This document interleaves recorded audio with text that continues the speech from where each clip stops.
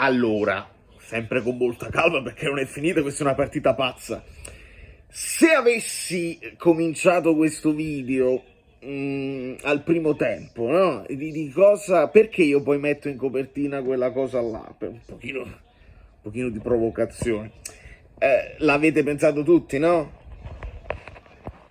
Si vede, è fallo netto sull'auto, perché si vede la gamba di se vedete la gamba di Kubarsi in estensione che va sul piede, perché Lautaro è furbo, ma fa parte del gioco, si mette con la gamba davanti, vedete? Si mette con la gamba davanti qua a coprire il pallone, si può fare, e quindi Kubarsi che cerca il pallone, si vede benissimo da questa inquadratura, però prende prima il piede. Scusate, mi diverto un pochino. Signori, questo è lo stesso arbitro, l'abbiamo pensato tutti. Io avevo pensato anche a Belotti, perché mi ricordava proprio quella cosa, Belotti contro l'Inter, dove il VAR dice prende prima la palla. Scandalo quello là senza precedenti. Dove sta? Sta qua. Sto un po'... I'm stalling. Vedete? Belotti. Vabbè, ma ve lo ricordate, non c'è bisogno di vedere. E poi, riguardandolo, mi sa che metto quell'altra cosa in copertina. Che sta succedendo? Oh, Yamil Lamal. No, perché mia moglie veramente si sta divertendo un mondo, e il ragazzo sembrava nemmeno tanto in partita. Mamma mia, il palo! Sembrava nemmeno tanto in partita. Ma è una bestia, non ha nemmeno emozioni. It looks like he's not even feeling it. He's a little boy, I know. È folle, è una cosa folle. Come se l'ha tirata la maglietta qua, cioè, bien.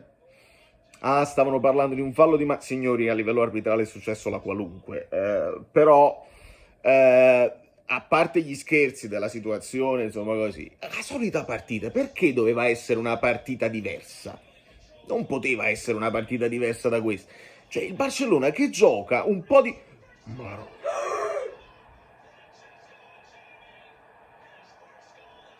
Guarda tutti i tatuaggi acerbisti che tiene addosso. E allora questo video deve durare mezz'ora, perché io non posso staccarlo e ne parliamo nel secondo tempo. Guarda là, ma quanti minuti? Quanti minuti? Vabbè, è successo proprio l'impossibile. In diretta. Perché lui si è buttato in avanti. Thuram. Vabbè, quello si è squagliato. Chi è? Martin. Di destro ha segnato questo. È qualcosa di inspiegabile. Comunque, quindi se avessimo fatto il video prima, avremmo parlato di un Inter che comunque meritava. Seguitemi bene. Meritava perché il Barcellona si riversa in avanti. Loro un po' di panico, ma non troppo, in difesa. La ributtano in avanti il Barcellona con la linea alta. Come all'andata, uguale. Vanno avanti con Lautaro. Dopodiché, applaude Flick.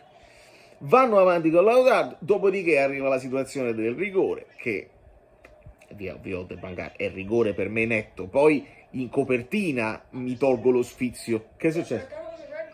Red card? Oh no, shirt off is yellow card. But yeah, it's giving something else. Oh, yellow card to Flick? Why? Everybody.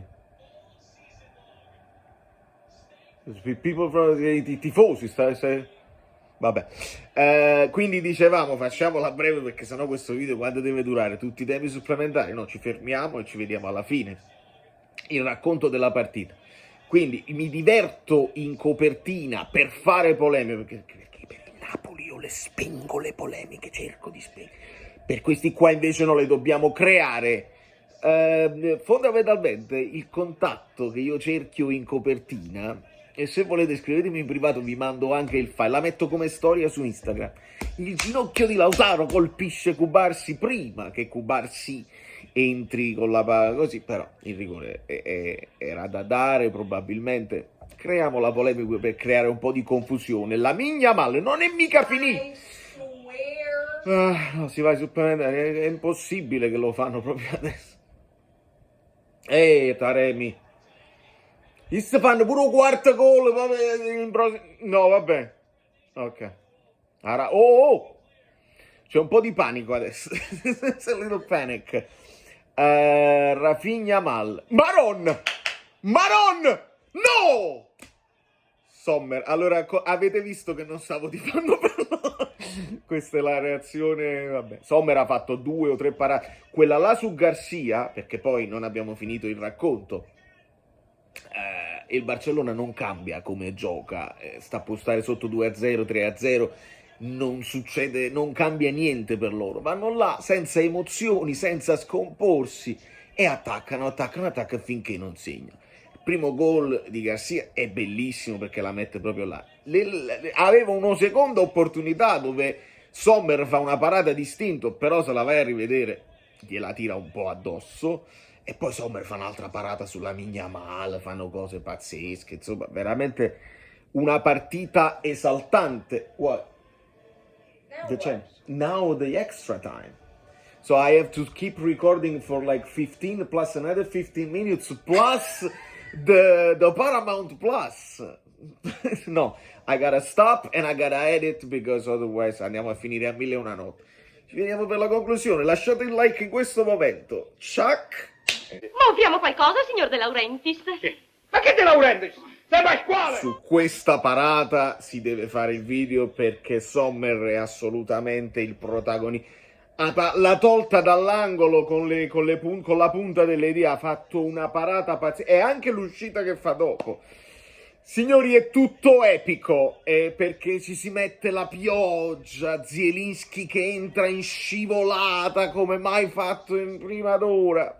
Frattesi, vedi come poi alla fine il discorso delle seconde linee, no ma non lo fa più, oramai è finita, mancano pochi minuti.